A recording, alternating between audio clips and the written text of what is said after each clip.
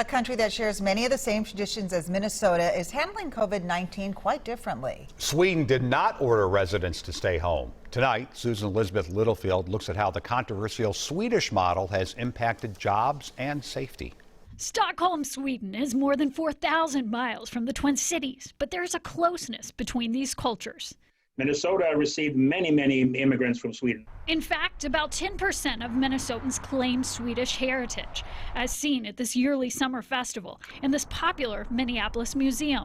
Dag Blanc knows a lot about both cultures. He visits often. The professor of American Studies talked with us from his home in Sweden. Most Swedes have relatives in America, are aware of America, and are interested in what's going on in the United States. What's going on here is very different from what's going on there. Are people wearing masks? Are people wearing gloves? No, not so far. There's also no stay-at-home order. Restaurants are open. Schools are too. Sweden has not gone the route of many other countries of complete shutdowns. But they are social distancing. And like Dag, many work from home. My life is more restrictive. I don't go out as much. I can go to grocery stores. I can go to my cafe. But, I haven't traveled outside of Stockholm for close to 2 months. But he says it's not an order to stay distanced, more of a suggestion. Would you say that Swedes are rule followers? Yes, very much so. This is a part of our culture. There's a strong skepticism of central government of the state in the U.S. He also notes the daily press conferences in the countries look quite different. While they are led by elected leaders in the U.S., they are led by doctors in Sweden. Our prime minister is not up there voicing his opinions about what's going on, so to speak.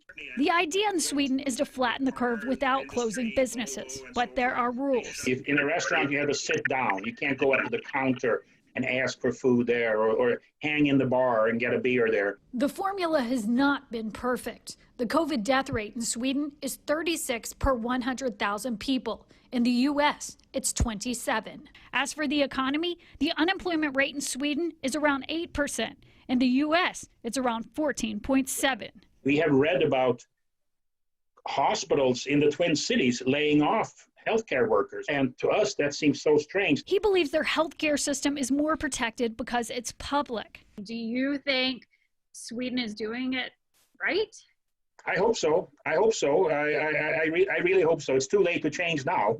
Time will tell if the two regions, which have much in common, share similar results. Susan Elizabeth Littlefield. We'll come back to Minnesota soon. WCCO 4 News. Thank you. I will. Sweden's death rate is 9 times higher than neighboring Norway, which did go into lockdown in March. And while restaurants remain open in Sweden, the professor says that fewer diners are eating out, which has resulted in the service and tourism industry taking a big hit.